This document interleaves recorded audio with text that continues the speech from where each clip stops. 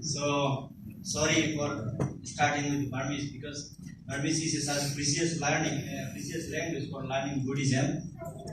At first, at the beginning of my speech, I would like to pay my heartfelt gratitude on behalf of Bangladesh Buddhist community and Bangladeshi students, those who studied at this university.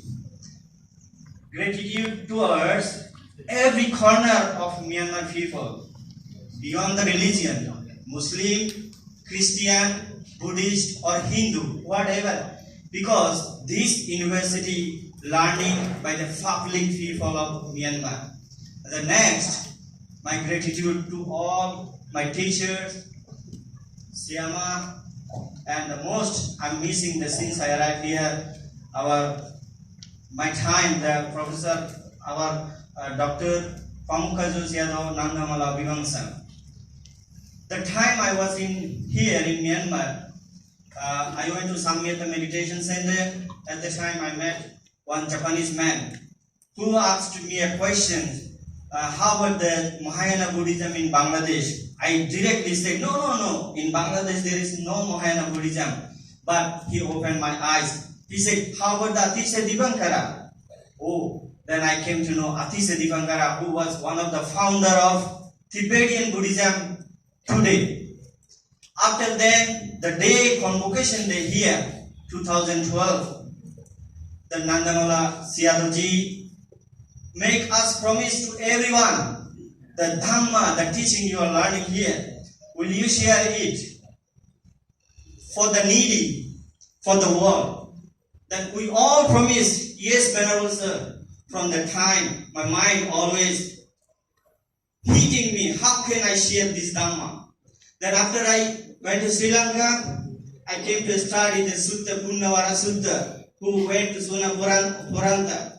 This is a very big message for the missionary monks. The Punna asked by the Buddha, you are going a place where the people are very dangerous. If they scold you, what will you do? Bhante, Buddha, they will just scold me, no problem. If they beat you, no problem. They will just beat me. If they kill you, no problem. I will die for Dhamma. So this is a big statement I learned after I went to Sri Lanka for the missionary work. Since then, I went to the university, countries to country for the missionary work. I hope the next slide. Then you can see my first experience for the university to university. I was as a visiting lecturer at the Sri Lankan International Buddhist Academy in Sri Lanka. The next, I went to Malaysia at the University of Science. I was gathering and was teaching the science student in Malaysia. The next, in Myanmar at the Mandalay Global Peace University, also I got a chance to share the knowledge. Ramayana Buddhist University in Molimiai, Buddhist College in Sumatra, Indonesia. At the same time, in the Nepal at Kathmandu, Venerable Yana Bundika's temple, which is at Laki Theravada Buddhist Institute. Also, I got a chance to share my knowledge. This is just for academic. For country to country, I would like to mention the most is the Uganda in Africa. I went there. Before going there, even my friend, my teacher asked, Uganda is a country of Idi Amin, the terrorist. How will you go to Uganda? Everybody scared me, but I was not scared with the message of Punna, as the Sutta mentioned. Then I went there, I found so precious to promulgate the Buddhism. A potentiality is more than the concrete forest country like America or Europe. Africa really having a lot of potentiality to promulgate the Dhamma.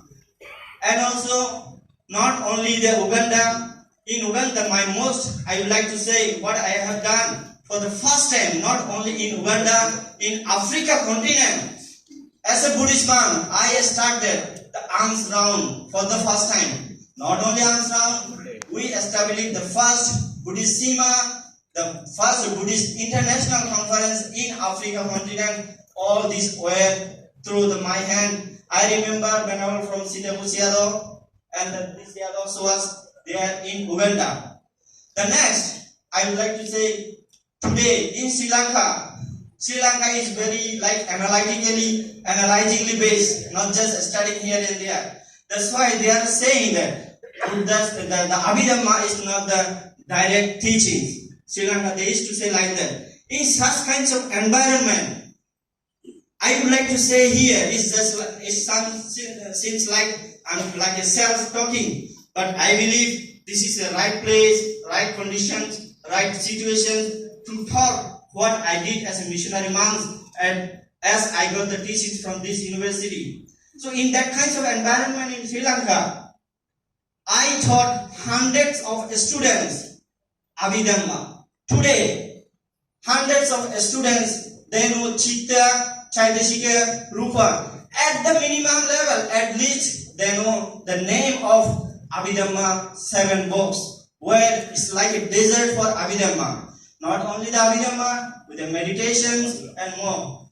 The most also I would like to mention in Sri Lanka, for the first time, a student girls who memorized the Patthana, Uddesa, and I took a written exam for the first time in Sri Lanka. In a Buddhist country, I'm from Bangladesh. I'm doing that work with the energy I got this from university. At the same time, also I did the missionary work in China, in South Korea, in Malaysia, Singapore, as well in India. So I would like to say all this, and just because giving a report to this university, I would like to say Mother University, what has given me, I am not misusing. I am trying my best, use the energy I got from this university. Again, I would like to say thanks to our Dr. Nandamala Siadoji, really missing, and all the Siados, the Siama, Dr. Yujanayani, I always bother her. Sometimes I don't know, she may get angry with me. If any question about Abhidhamma, I always ask her. And I remember our Siado, Dr.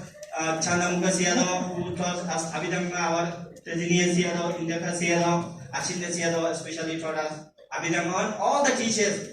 I pay my heartfelt gratitude. Thank you all. May all beings be happy.